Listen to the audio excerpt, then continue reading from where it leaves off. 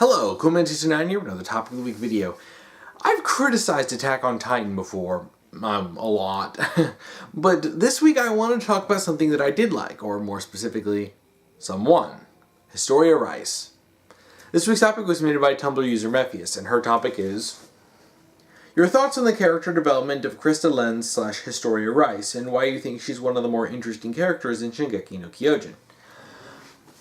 Now, Krista was a character who kind of skated under the radar for a lot of people. I mean, I remembered Krista, but she never really stuck out, particularly when there's a lot of focus on characters like Eren and Mikasa and Armin and Jean and Sasha and Connie and basically everyone else who was more interesting than Krista. Not like I didn't hate her. Not like I didn't like her at all, but she didn't really stick out. She didn't do anything, and she kind of felt like a satellite character to Ymir. Ymir is a far more memorable personality, even if she was kind of a dick. But, it is what it is. Not everyone's going to be interesting. And she really wasn't plot relevant. I mean, she was there. She was a member of the 104, but she didn't really do much until she became plot relevant. And it revealed that she was a member of the royal family, and that her real name is Historia Reiss. And I remember reading that in the manga, and I'm like, what? I mean, the reveal is actually pretty effective. I mean, I thought it worked well. Too bad we didn't get a whole lot of information after that, because I was expecting, right after that, alright, we're going to meet Historia, we're going to finally get, some information in. Yeah, we had to wait a while. Was it a year or two? I don't remember. There were always long waits before anything interesting. But it was a while before we started getting stuff about her character. And for a long time, it really felt like, I didn't feel like Historia was really a character. I felt like she was more Krista than Historia. Because, well, we never got anything from her as a character. Okay, now I know I'm being critical, but I want to lead into stuff. It's hard to talk about anything in an Attack on Titan without being critical because there's so much dumb stuff in the writing.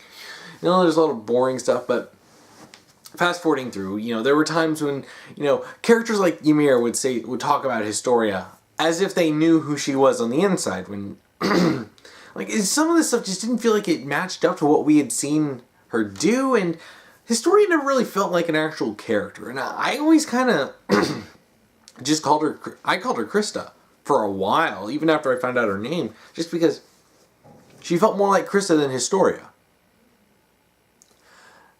Then we got her backstory, finding out that she was born as a result of an affair from Rod Reiss, and that her mother was killed, and he took her in for some reason. It gets explained later, but it's honestly kind of dumb, but I'm not going to talk about that. I'm not going to be talking about the dumb stuff or any inconsistencies in the backstories because we'd be here all day, and frankly, I haven't even caught up with the manga, and I'm not, I quit in the 60s and occasionally checked out a chapter or two, but pretty much I've washed my hands of this series. So, I don't really know everything. I don't care to know. I just occasionally checked it out when I thought something neat was going on, particularly with Historia. But it really didn't pick up until we got to chapter 54. Or, as a lot of people will know, it's the chapter that got a bunch of people to ship Eren and Historia. Because not only was that chapter was actually really good. We actually got Eren, our main character, interacting with Historia, and they actually had a nice heart-to-heart, and for the first time, we actually get Historia talking about herself. Oh my gosh, it was exactly what her character needed. And on top of that, we find out she really did need a friend. Krista was nothing but a face. It was just a smile she put on to make everybody like her. And she was basically thinking that, well, no one's going to like me anymore now that they know who I really am, so she just didn't talk to anyone. And then Eren tells her that, he liked her better as Historia than as Krista. He never liked Krista. He thought it was fake. And she's just like, You mean my perfect personality that I put on specifically to make people like me? You didn't like that? And he's like, no, I like it when you're honest. And I'm like, yes, yes. Like, this is what her character needed. A gosh darn friend. Shipping aside, because, Aaron and Historia did work well together, but her character really needed that development. And that's when I realized that was the chapter that made me call her Historia. That's what made her feel like an actual character.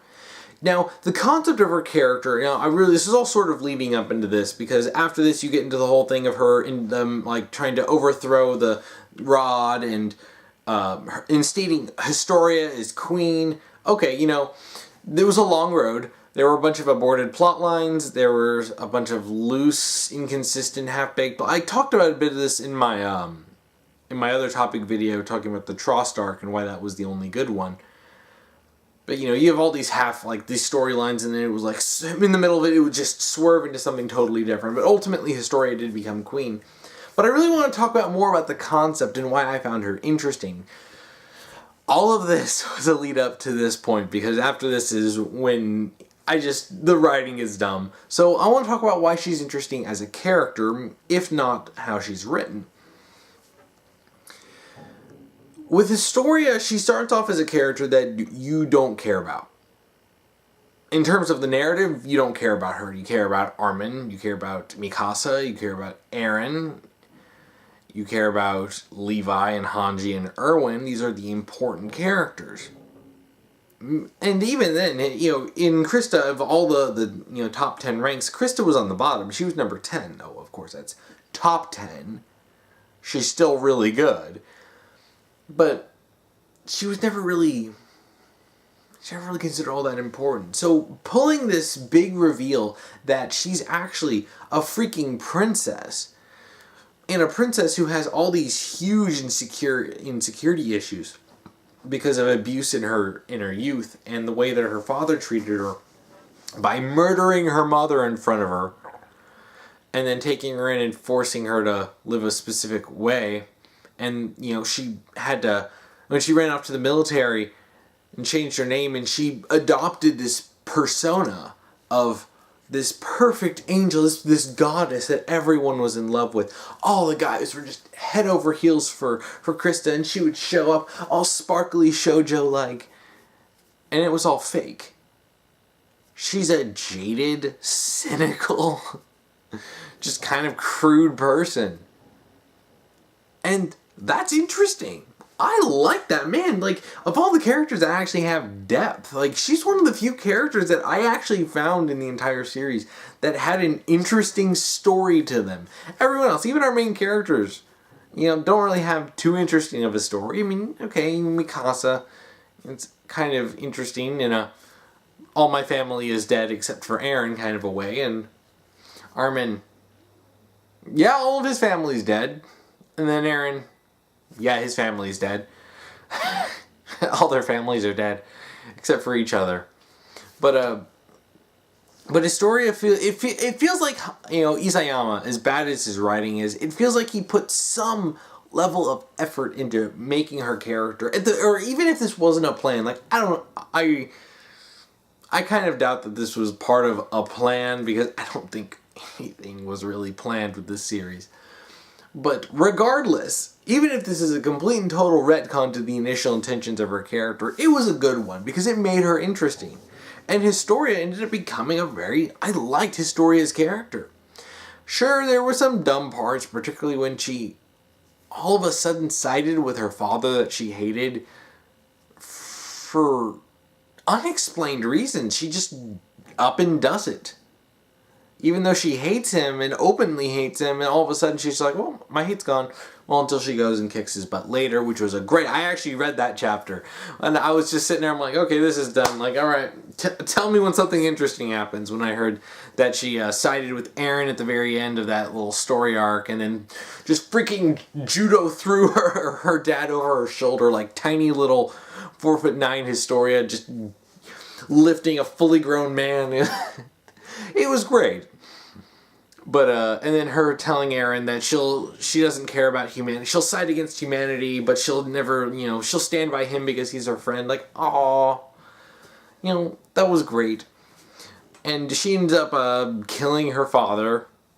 And, we had this nice moment with Aaron, thinking that, that was Historia is so much stronger than he thought she was. I'm like, oh, this is nice. Too bad. I mean, I didn't read much else, but but there's a lot of interesting stuff going on with her character. I mean, the whole idea of actually overthrowing the government and putting her on the throne, that's great.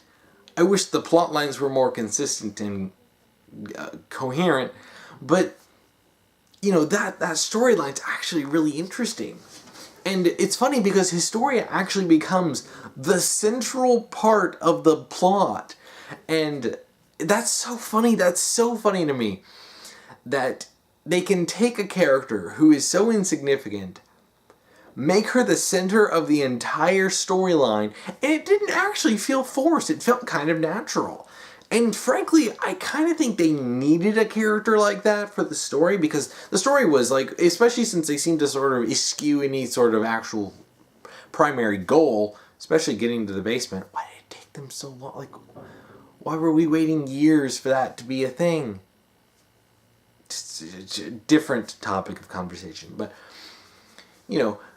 I think having Historia as a central figure was actually a really good idea. And if they actually focused on a really the political, machinations going on and of Historia being queen and really dealing with a lot of the, issues and the mysteries of the Titans, there could actually be a really solid storyline going on. Too bad this is Attack on Titan. But yeah, I mean, a lot of those reasons why, those are why I feel like Historia is she is, to me, the most interesting character in Attack on Titan. I mean, there are a lot of characters that I like, but in terms of interesting, and especially in terms of narrative importance, Historia is the most interesting character. And in hindsight, I like Krista more. Because that there's more character than the front she's putting up. It makes her a layered... she's one of the only actually really layered and three-dimensional characters. And I actually... there were actually times when I would look at some, chapters, or at least pages from chapters, just to kind of see what Historia was doing.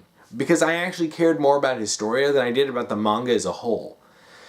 And pretty soon my love for Historia's character just...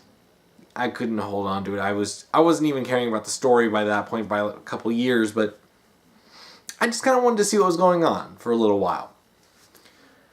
So, yeah, I mean, I guess that about sums it up. That Historia was a character who started off being a side character, who ended up becoming an important character, who ended up becoming central to the plot, even though it took a while to get there. There were actually some interesting ideas. And there were some interesting ideas in terms of her plot lines.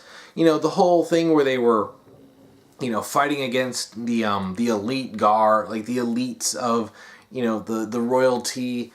I mean, there was a lot that they really could have done more with, but there were neat ideas. I mean, I like the idea that they had all these plans, these decoys, and all this stuff. I like that part where Aaron and Historia get kidnapped, and they're taken, and then there's this drama between what Historia will do, and I mean we know what Historia will do, but what will happen, and in seeing Aaron actually reduced to basically just being a whiny, a complete mess, distraught, hopeless, wanting to die, and then Historia literally punches him in the face and just no, you're not gonna shut up here, because you're gonna keep on going. And I'm like, yeah, when the main character is saying just kill me, and she punches him in the face and says no.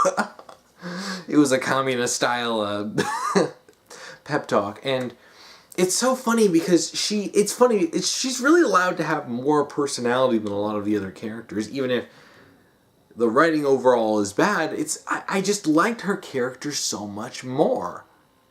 And it's funny, I feel like I have more, care about her character, going over this, because I never really thought about it as much, but thinking about it, man, I really do like Historia's character.